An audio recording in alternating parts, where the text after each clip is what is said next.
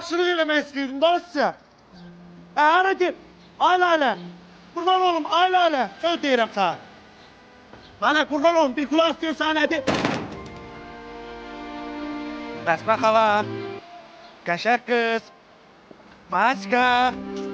Baş sən mənə. Daha bir söz qoyublar.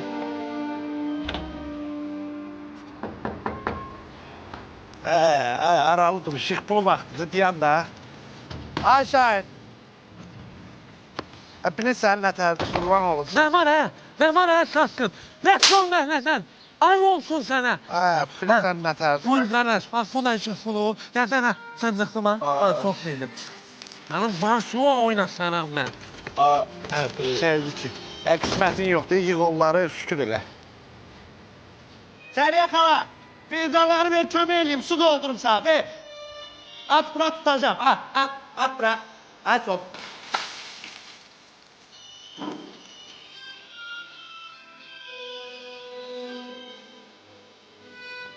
Ay Mehmet. Ben sana kurban olum, bunlar niye belə eləyirək, mən nə qarmışam bunlara?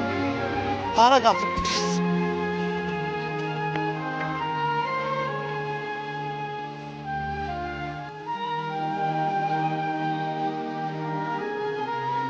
Hemen neler bize bak size.